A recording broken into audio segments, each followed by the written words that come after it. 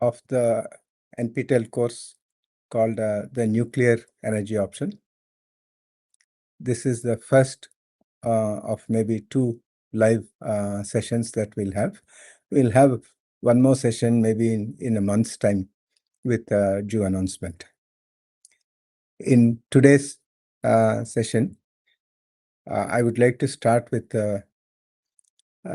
information about what is coming in the next modules. We are presently in the fifth module. We have completed 4 weeks of lectures, and then we are in the fifth module. We have a total of 12 modules in this. So I'll be sharing my screen to you so that you'll be able to see the contents of future modules. This is a slide which says contents of future modules. I'm going to go through one by one. We are presently in week 5, and this week 5 module is called Core Thermal Hydraulics. We have done week 4 on reactor core physics. We have done week 3, week 2, week 1 on essential nuclear physics, and a bit about radioactivity, and then about nuclear rate of a nuclear reaction, and cross sections, criticality, and all those things. In week 5, we are looking at the following points. Having got a reactor core which is critical or supercritical, which is made to operate at constant power conditions, we look at heat evacuation from the core in nuclear power plants, so that when we remove heat at the rate it is produced through nuclear reactions, then we have a steady state operation of a nuclear power plant. Under these conditions, it is imperative to remove heat at the rate at which it's produced. So how it is done in a nuclear reactor is the first bullet point. Requirements of thermal hydraulics design of a reactor core. So when we want to remove heat, we remove it convectively by sending a coolant through the reactor core. And so you have flow and heat transfer. Together, this is called thermal hydraulics, and we're going to look at some concepts related to that. Then, having understood the requirement of this thermal hydraulics investigation, we look at basic physics of fluid flow and heat transfer, and some unit cell calculations of temperature profiles and pressure drop, which are of interest to a nuclear engineer. And also we highlight the need for iterative neutronics thermal hydraulic calculations. So what we are saying here is that it's not sufficient to just do separately reactor physics and separately thermal hydraulics. There is a interplay between them, and you do neutronics and thermal hydraulics. You take the learnings from the thermal hydraulics, you redo the neutronics, and so on like that. So there's an iterative calculation that needs to be done, and we're going to highlight that in the last lecture of this core thermal hydraulics. So having understood the issues of how to remove heat from a steadily operating nuclear power plant, we go into week 6, where the basic issue is that we now have a coolant which has become hot by intention because it's gone through the core and picked up the heat which is produced by nuclear reactions. We would like to make use of this hot fluid to produce electricity. That is typically done in a large power plant using the Rankine cycle. It's a thermodynamic cycle, so we'll be introducing basic thermodynamic cycles that are used in power generation. And then we're going to look at a more detailed study of the Rankine cycle, the basic Rankine cycle, and the improved Rankine cycle. We look at an alternative to Rankine cycle, which is the Brayton cycle. And Brayton cycle and Rankine cycle can be combined into a combined cycle operation, which offers certain advantages. And having understood these basics of these thermodynamic cycles, we'll see how that is implemented in order to produce steam at a steady rate such that the steam will take the thermal energy and then convert it into shaft power, which is then converted into electricity. So the basis of converting thermal energy to electrical energy is what we are testing, investigating in this particular module. And then we are going to look at thermal efficiency calculations. Okay, so this completes the week 6 module on Rankine cycle based thermal power generation from the heat that is produced in a steadily operating nuclear reactor. Okay, so having now come to the stage where we have an idea of how we can make a steady neutronics design of a nuclear reactor such that it can continue fission rate at the rate of maybe 10 to the power 20 fissions per second under steady conditions, and having looked at how we can remove heat steadily from this nuclear reactor core, and having looked at how we can use this heat to produce electricity at steady condition, we look at this entire system with the neutronics, thermal hydraulics, and Rankine cycle coupling, and we see, okay, is it controllable? Is it likely to operate uh, under controlled condition, or is it likely to become destabilized? So this is where reactor kinetics and control comes in. There are many factors for destabilization. The timescales of nuclear reactions are very different from timescales of thermal hydraulics, which themselves are different from the timescales and factors influencing the conversion of thermal energy into electricity. So you have a mixture of thermal time cycles, and so there is possibility of uh, instability arising from that. Okay, so that is what we're going to look at reactor kinetics and see in what way we can make it a controllable, controlled nuclear reaction producing stable power under stable conditions. So we introduce the concept of neutron doubling time, and we highlight the role of delayed neutrons in enabling reactor control. Okay, so without the delayed neutrons, it would have been very difficult to control a nuclear fission reaction in such a way that we can produce large amount of power under steady conditions. So that's the role played by delayed neutrons is something that we'll highlight here in the first lecture. And we're going to look at the kinetics. So that is how the nuclear power plant responds to small changes in the parameters. Parameters can be that pump flow rate, or it can be fluctuation, the turbine fluctuations in the environmental temperature. Anything can give rise to a perturbation. And what happens when the system as a whole is perturbed? And we look at two different extremes. One is when the reactor is at very low power, so that's called zero power kinetics, and full power kinetics. These are two different aspects um, to situations in which different factors contribute to the kinetics and controllability of the reactor. So we are also going to look at the important aspect of feedback effects on reactivity. Reactivity is what actually makes the multiplication factor go increase or decrease. Okay, so what are the factors in an operating power plant that influence reactivity, and factors affecting long-term reactivity in an operating reactor?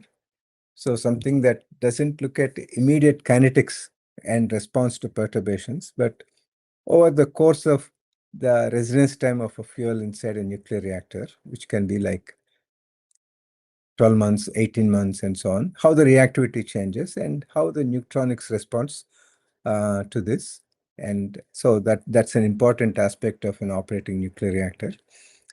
So that we're going to look at. And then the last item, which is of practical importance. We know that we are getting increasingly renewable energy integrated into our power generation system. And we know that renewable energy is inherently fluctuating. And we also have consumer demand, which is not constant. Sometimes some part of the day it's high, some part of the day it's not so high. So we would like a reactor, a nuclear power plant, to follow the load. When the demand is high, it should be able to increase its output. When the demand is low, it should be able to decrease its output. So what we mean by load following and what are the quantitative aspects of this load following, and to what extent nuclear reactors can load follow. Okay, so this is an aspect that we'd like to study in the load following character of reactors of power plants, and we show that modern nuclear power plants are capable of load following to the extent that is required by utilities. So having shown in week 7 that we not only have a nuclear reactor which can produce under steady conditions thousands of megawatts of heat, but it's also can be operated under stable conditions. We look at the next aspect of an overall nuclear power plant, which is reactor safety. This is done in week 8 module.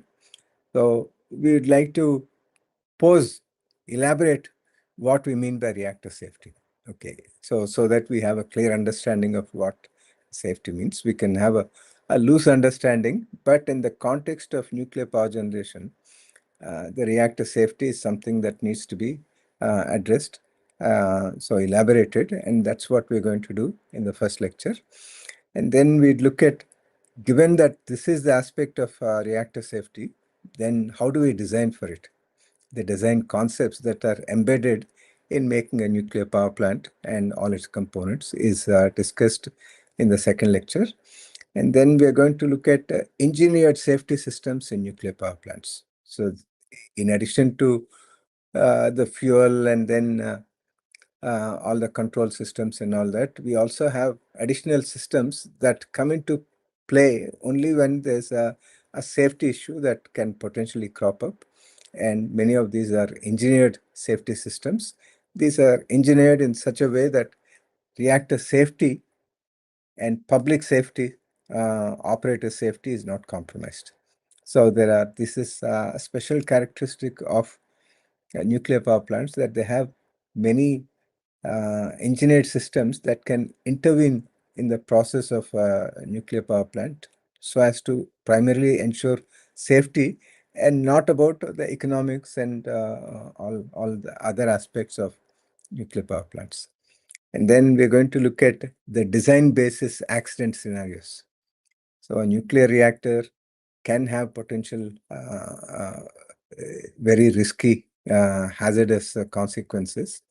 So nuclear engineers are fully aware of this, and they postulate many accidents that can happen and what kind of systems are needed to ensure safety.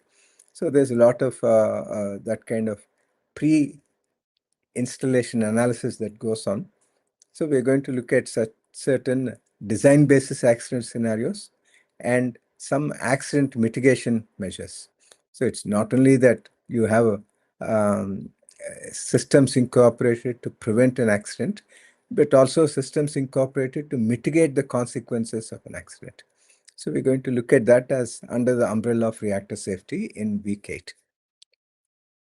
In week 9, we're going to look at some of the famous, infamous nuclear reactor accidents that have happened despite all these safety measures.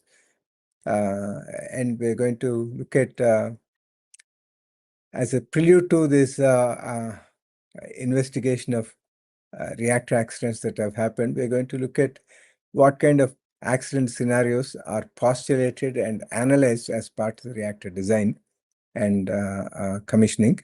And then we are going to look at the 3 major nuclear reactor accidents that have happened. One is the 3 Mile Island pressurized water reactor accident that happened in 1979 in the US, Pennsylvania. And then we're going to look at the Chernobyl nuclear reactor accident that happened in the erstwhile USSR in 1986. And then the Fukushima boiling water reactor accident, which happened in Japan in 2011.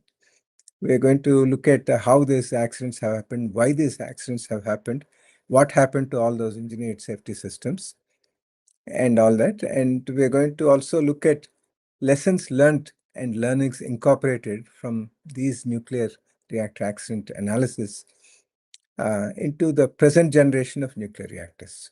Okay, so this leads us into week 10. We're going to look at advanced reactor concepts which have evolved over decades of building, operating, studying, analyzing various aspects of reactor operation. And we have advanced reactor concepts. So we talk about generation one, different generations of nuclear reactors, 1, 2, 3, 3 plus 4, what they actually mean. And then we are going to look at some advanced light water reactor concepts. Light water means that we are looking at PWR and BWR. And we are going to look at some reactors specifically of interest to the Indian nuclear energy program. We're going to look at fast neutron reactors, which is different from the thermal neutron reactors, which forms the backbone for the present generation. We look at why these fast neutron reactors and how these fast neutron reactors. And we're going to also look at the upcoming generation 4 reactor concepts, which promise much more from a nuclear power plant than the present generation 3 plus type of reactors, especially in the possibility of extending nuclear reactor operation into hundreds of years at hundreds of gigawatts of capacity. Okay, so that's something that is very necessary for future expansion of nuclear reactors. Okay. Finally, we're going to look at fuel processing and reprocessing. We have so far talked about all the design construction of these nuclear reactors. Nuclear fuel is necessary for a nuclear reactor to operate. We know that nuclear fuel is not easily gettable. There are only 3-4 isotopes that we can actually use for nuclear fuel.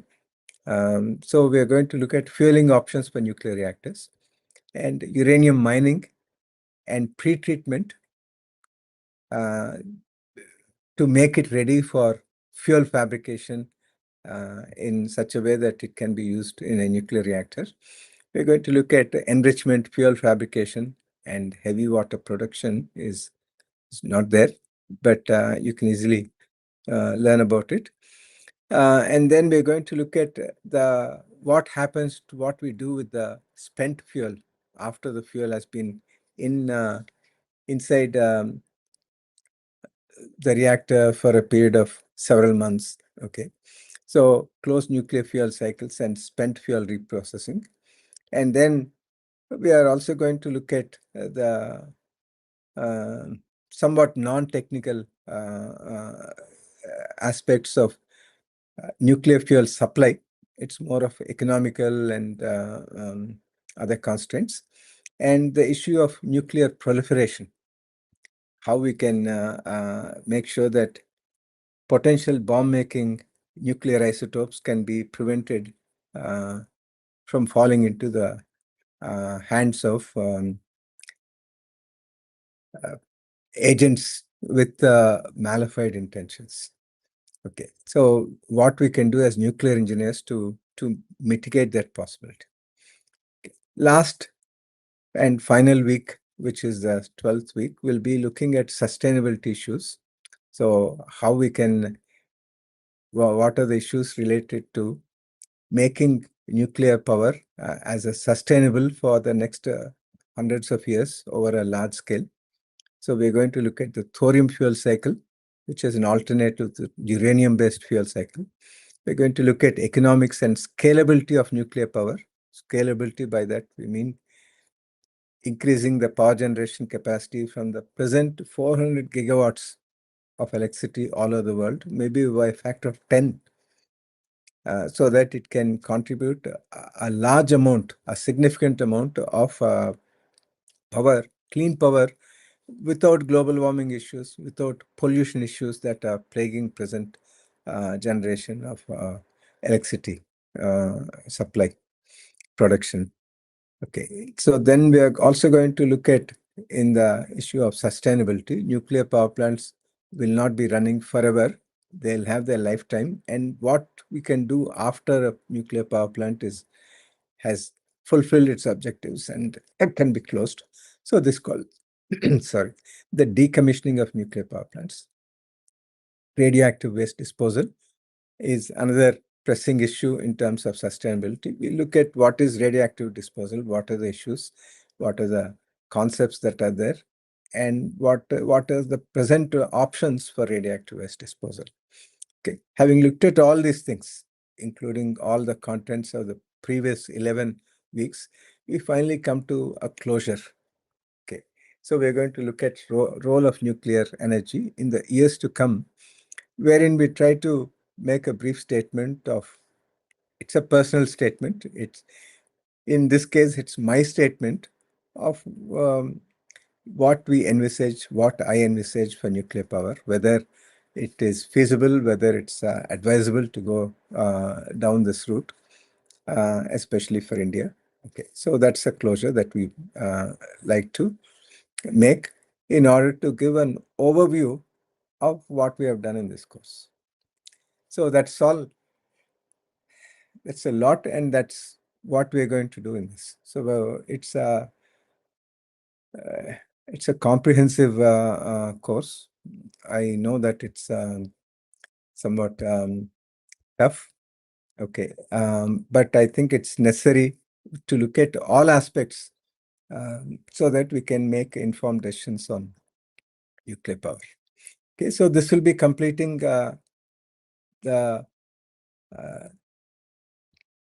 outline of the nuclear power plant. Let me see if there are any questions. If you have any questions, you can come in and ask. You can unmute yourselves and ask. Otherwise, I'll go back to my presentation. Okay. There are two things that I want to highlight further, which is about the end semester exam. Okay, so in another 6-7 weeks, the course will be over. There'll be an end semester examination. I would like all of you to take this end semester examination and see how much you have learned. It's more like a ratification of the spirit of what this course is about. Okay, so this end semester examination has 3 parts.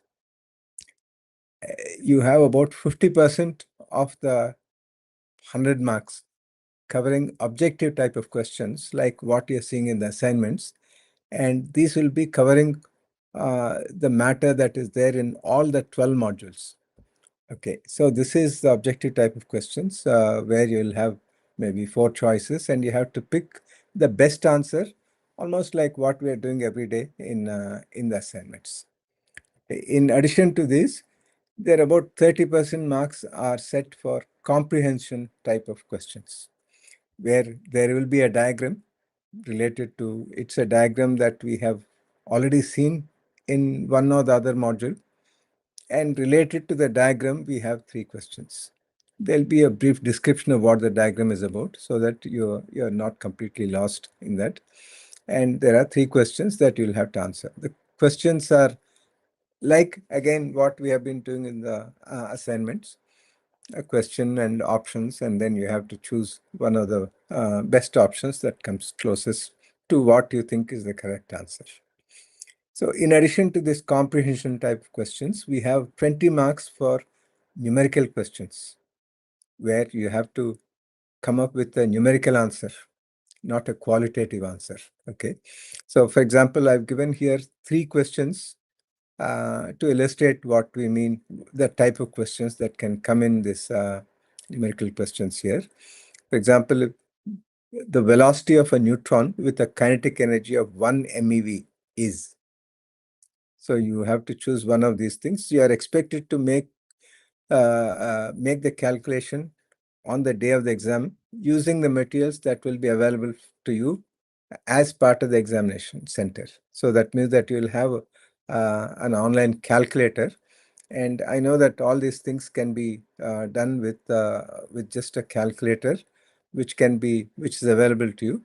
And you'll also be supplied with some information like this. Okay, for example, one atomic mass unit is 1.66 times 10 to the power minus 27 kilos. The mass of a neutron is roughly equal to mass of a proton, which is roughly equal to 1 AMU. So these are not exact ones, but for these quantitative questions, we can make these kind of assumptions. Mass of the electron is 1 by 1850 AMU. Speed of light can be taken as 3 times 10 to the power 8 meters per second. Avogadro number 6.02 times 10 to the power 23.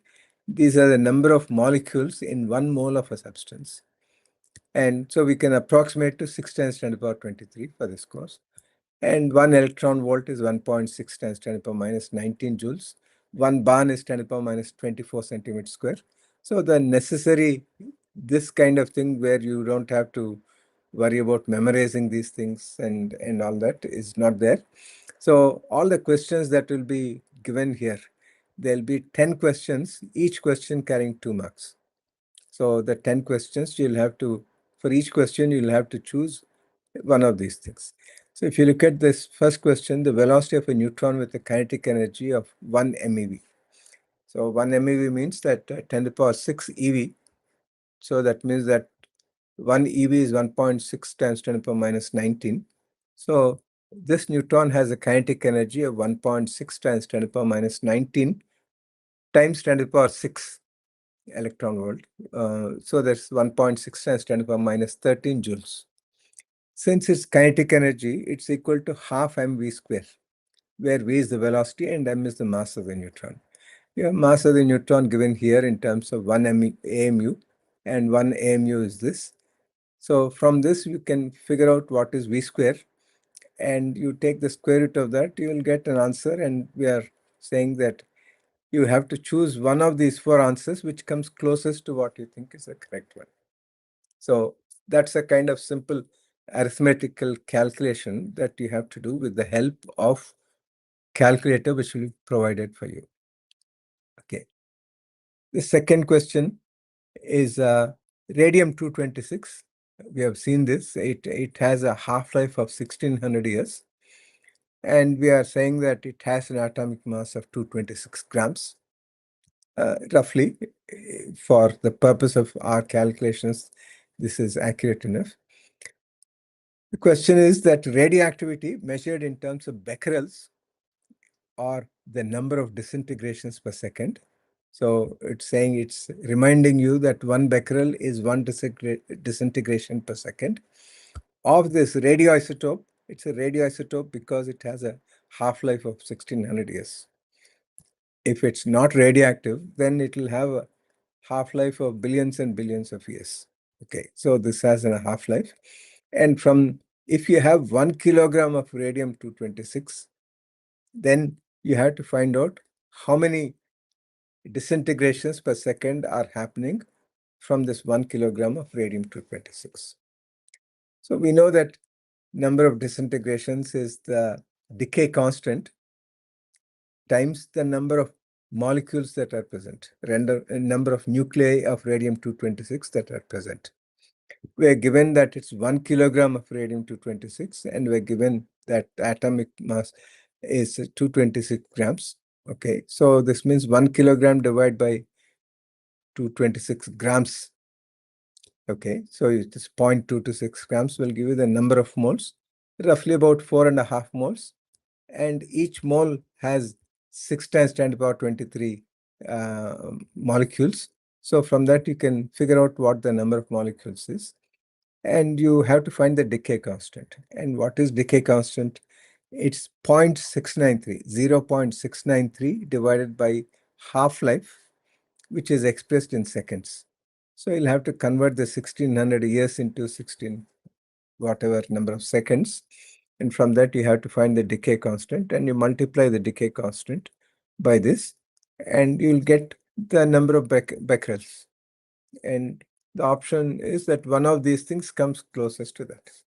Whatever it is, you have to give the answer. So it's a bit more detailed calculation.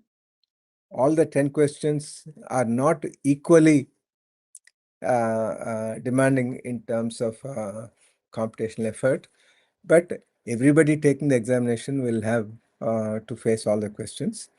So it's a equivalent thing. And so for simplicity, I've given the same mark for each question. So each question carries only 2 marks. So there are 10 questions like this that you have to do. So you have about 50 questions in the first section, 30 questions in the second section, and 10 questions in the third section. The total time that is given to you will be 3 hours. And so, and each question has an option from 1 out of 4 that you have to choose. Okay, let's finish today's thing by looking at the last question. Okay, so what I'm proposing is that in a month's time, when you have covered more of material, then I'll come up with another set of questions that we can discuss of the type that may appear in the end semester. Okay. So the third question is that if the fuel burn up in a 500 megawatt electric BWR is 30 gigawatts days per TU, where TU is the ton of uranium, and it's uh, uh, so if that is the burn up rate, then we are asked to find out what is the annual uranium consumptions in tons of U, assuming a load factor of 85% and a thermal efficiency of 30%. Okay. So as of now, you may have some idea of thermal efficiency, which you would be looking at maybe in the next module. Okay. Thermal efficiency is the efficiency of conversion of heat generated by the nuclear reactor into electricity. We are saying that this boiling water reactor produces 500 megawatt of electric. Okay. So if it produces 500 megawatt of electric, then the amount of heat that it should produce is this power output divided by this thermal efficiency. So that will be 500 divided by 0.3. So it's about 1666 megawatts of heat that the reactor should be producing. Okay. So based on, and it says that 1 ton of uranium produces 30 gigawatt days of this. So 30 times 1000 will be 30,000 megawatt days. So if you convert this day into seconds, then you'll be able to see what is the total amount of energy that is produced. So 30,000 times the number of seconds in this in a day is the total joules that is produced by 1 ton of uranium. Okay. So if this is the amount of power that's being produced per second, and if the nuclear reactor has 85% load factor, so that means that on average, it's making use of 85% of its capacity. So the actual amount of power generated is 85% of this 500 megawatt. So that's the average power. So based on that, you can see how many joules of electricity is produced over the year. And then if 1 ton of uranium produces this much of energy, how many tons of uranium will be required for 1 year of operation? So you have one of these 4 choices that you'll have to choose based on that calculation. So in this way, these questions are asking you to do the calculations for simple concepts that we have learned as part of this course. And these are simple. If you understand the concept, then you'll be able to easily find the answer. Okay, using no more than arithmetic calculations, not even trigonometric, only arithmetic calculations. That is multiplication, division, subtraction, addition, and maybe taking something to the power something and all that. That can be easily done using a scientific calculator, which is available to you on the online thing. So this is about the exam system. You have about 90 questions to answer in the form of objective type of questions, covering all that material in all the 12 modules of the type of questions that you will be facing in the assignments. And then another 30 questions, which are based on diagrams that we have studied as part of the course, and questions related to the material that is discussed in the diagram. And a description of each diagram will also be given in the form of a brief caption. And then there are 10 questions, each carrying 2 marks, for which you'll have to compute a number, and the answer will be in the form of a number. Like here we have velocity is so many kilometers per second or meters per second, whichever is the one that you compute to be, then you will have to take that thing. And here it's disintegrations per second, and here it is tons of uranium consumed for 1 year of operation. So like that. Okay. So this is our how our course is going to unfold over the next several weeks. Okay.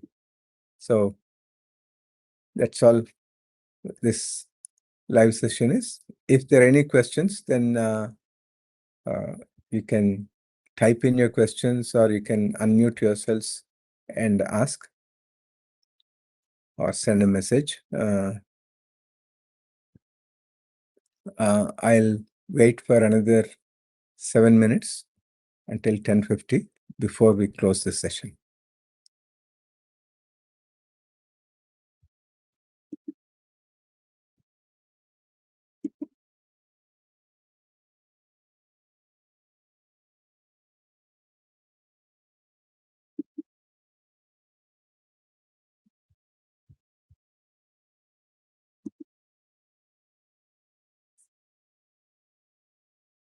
A recorded version of this will be available to you.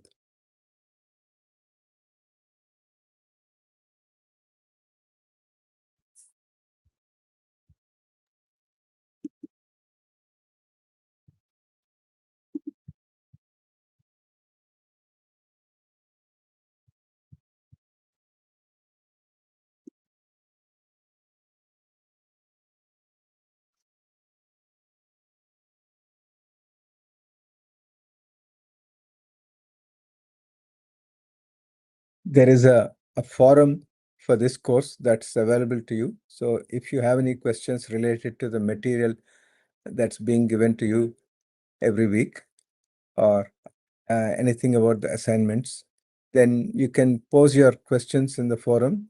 And from our side, we'll be looking at what is being asked in the forum, what is being discussed in the forum, and we'll be able to provide answers, provide additional material for discussion, and so on. So please make use of the forum in case you have any doubts about the material.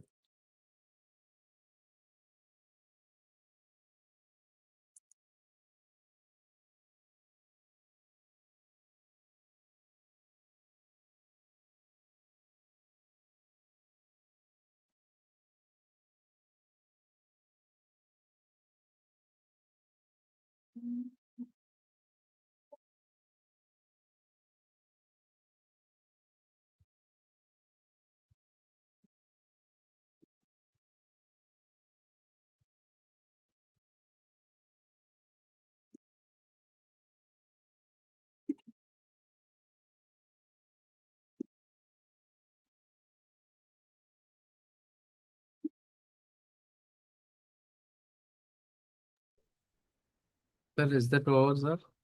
Yes, from my side, it's over. Okay, sir. You are going, I didn't see any PPT that you are shared, right? You going to share the PPT? No, I have already shared. Okay.